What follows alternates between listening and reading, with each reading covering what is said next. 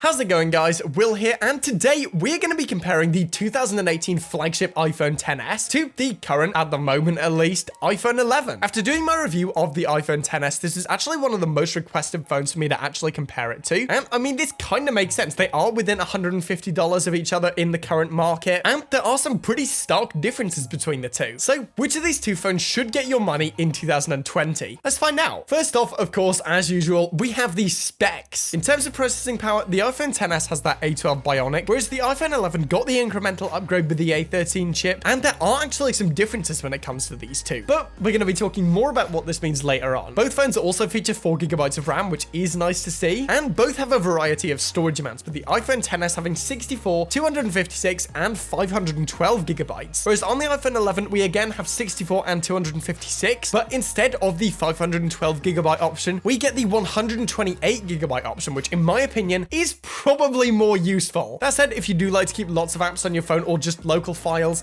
then it is nice that you can get that higher storage amount on the iPhone XS, but realistically, I always go for the lowest amount anyway, and I've never had an issue. So yeah, take that as it is. In terms of color options, there are more with the iPhone 11 with black, white, green, purple, yellow, and red, whereas the iPhone 11 has space gray, silver, and gold. Personally, I really like the gold color of the iPhone XS more than any of the others. Oh, there's just something about the blend of gold and rose gold that just looks amazing in my opinion. Yeah.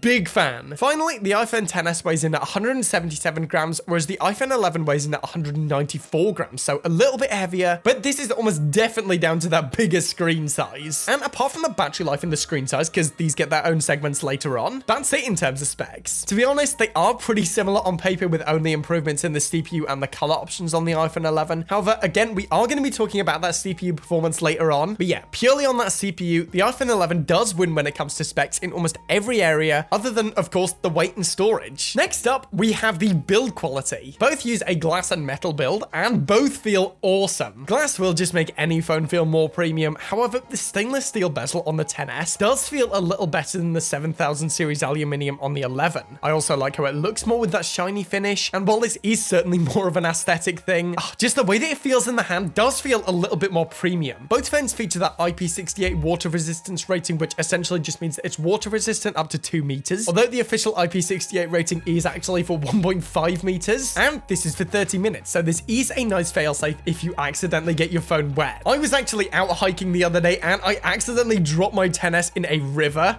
Not the smartest move I've ever made, but yeah, because of that water resistance rating, it was totally fine. Do bear in mind though, while that glass back will make your phone look and feel awesome, it does also make them significantly more breakable, and to be honest, the bigger size of the 11 does technically make it slightly more fragile, but not to any noticeable degree, and I personally recommend a case regardless. Overall, it is a very similar story for both phones. They look and feel awesome, they're water resistant up to a point, however, you should probably try to avoid dropping them. Alright, next up we have the screen, an area where they are actually pretty different. The iPhone XS has a 5.8-inch OLED screen with a resolution of 1125 by 2436, and it has a PPI of 458, whereas the iPhone 11 has that larger 6.1-inch screen, but it has a lower resolution screen of 828 by 1792 and a PPI of 326. The technology is also different, with the XS using that OLED panel and the 11 using an LCD panel. What this means is essentially in real-world performance, the XS does have noticeably more contrast with deeper blacks and more dynamic colors. Don't get me wrong, the iPhone 11's LCD panel still does look pretty fantastic as LCD screens go. However, when you put them side by side, it's not really a competition. Both phones also have that 120Hz touch sensing with a 60Hz refresh rate screen, and this just generally leads to a smoother touch experience on both. The XS has 3D touch as its secondary interaction, which operates on pressure, versus the iPhone 11, which features the newer haptic touch technology, which operates on time pressed. Honestly, the difference between these two at this point has been bridged by software updates, but I personally still do just really like that 3D touch. Opening menus just felt really cool, and while haptic touch is very good, and I could definitely switch to it with very little issue, it's just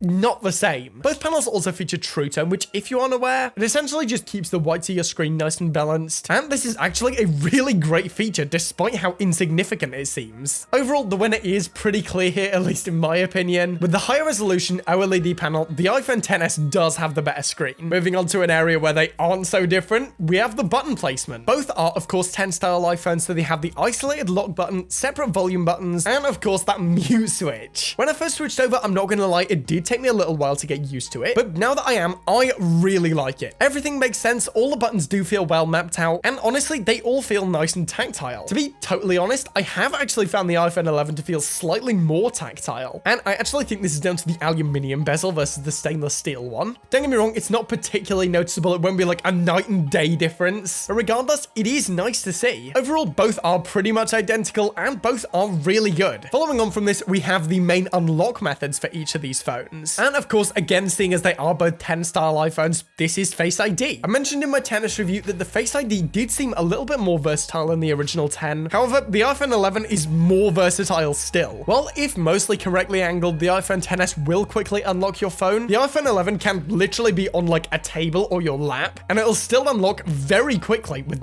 no issues. Don't get me wrong, the XS is fast and works well in all lighting conditions. But that said, the 11 is the clear winner here. Following on, we have the camera, and despite them both being dual camera systems, there are some pretty stark differences between the two. The iPhone XS has that standard wide angle with a resolution of 12 megapixels and an aperture of f1.8, and a telephoto, again with a resolution of 12 megapixels and an aperture of f2.4. On the iPhone 11, we again see that wide angle, same resolution, same aperture. However, on the second focal length, we actually see an ultra wide, same resolution and with an aperture of f2.4. In terms of the front-facing camera, the iPhone XS has that 7 megapixel f2.2, whereas the iPhone 11 saw a nice upgrade to a 12 megapixel front-facing camera. Okay, so of course specs are nice. However, of course what really matters is the performance, so how did they do? Honestly, both work really well. They both have good levels of dynamic range, sharpness, and saturation. However, the iPhone 11 just manages to look a little bit better with more dynamic range and slightly more saturation while still looking natural. This is, of course, most likely down to that new A13 processor, which introduced pixel by pixel processing, and this helps bring in more dynamic range while still keeping the images looking natural. This also means the introduction of deep fusion and night mode, which is nice. In terms of portrait mode, both do a nice job in blurring out the background in a way that mostly looks natural with the exception of some of the edges. Both do have that aperture slider to control the level of blur, and the only real difference besides other photo changes, like the previously mentioned dynamic range and saturation, is that the iPhone 11 uses the standard camera for portrait mode, whereas the iPhone XS uses that telephoto. The iPhone 11 also has night mode, which helps you get clean low light photos, and this was probably my favorite feature of the iPhone 11 on launch. The clarity of some of these photos is pretty amazing, and while there are apps to help you bring this to older iPhones, namely Neural Cam, if you want to see that tested,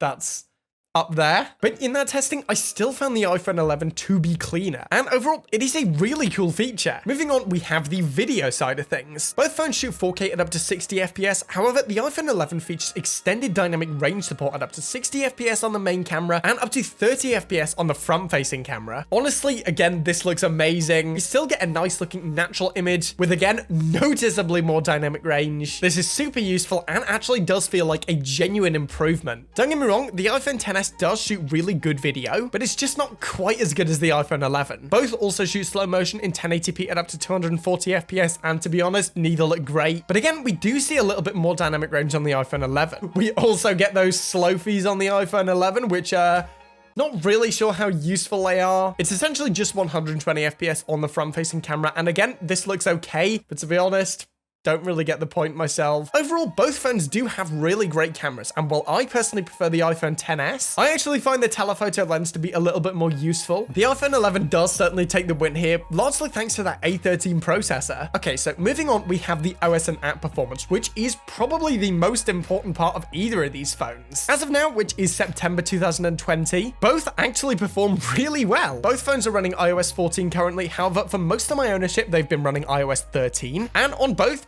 systems have run really well. Swiping through the OS is flawless, opening apps is fast, and stock functions work really well. In terms of more demanding tasks, both play high-resolution videos on YouTube with ease, and gaming has been great on both. However, due to that new A13 processor in the iPhone 11 and the bonus year of support it's probably gonna get, I'd honestly put my money on the iPhone 11 staying good for a little bit longer. So if you are planning to keep your phone for a really long time, then that should certainly be a consideration. Moving on, we have the speakers. Both phones feature that stereo technology, which uses both the top and the bottom speaker in conjunction to create a wider, louder sound, and I've always found this, so long as it's well balanced, to work really nicely. It gives a nice extra kick to the built-in speakers and just helps to improve them. The iPhone 11 does take it a little further, however, and introduces a new technology known as spatial audio playback, which just makes the sound a little bit more dynamic and a little bit louder. And while neither are perfect, especially for high quality listening, the iPhone 11 is definitely the winner here. Battery life is another clear win for the iPhone 11. In terms of specs, the iPhone XS has a battery size of 2,658 mAh versus that 3,110 mAh on the iPhone 11. Thanks to the LCD screen, better battery efficient with the A13 Bionic, and of course, bigger battery size, the iPhone 11 definitively outlasts the XS. That said, most of the time, the iPhone XS does make it through the day just fine. However, I do still occasionally have to plug it in during the evening, whereas with the iPhone 11, I have no concern about the iPhone 11 running out, even on long days. And yeah, it's pretty clear to me that it does have the better battery. Okay, so which of these two phones should you buy? Well, honestly, it depends on what you want. Do you want a better screen, a telephoto lens, and a smaller size? If so, you should probably go with the iPhone XS. Just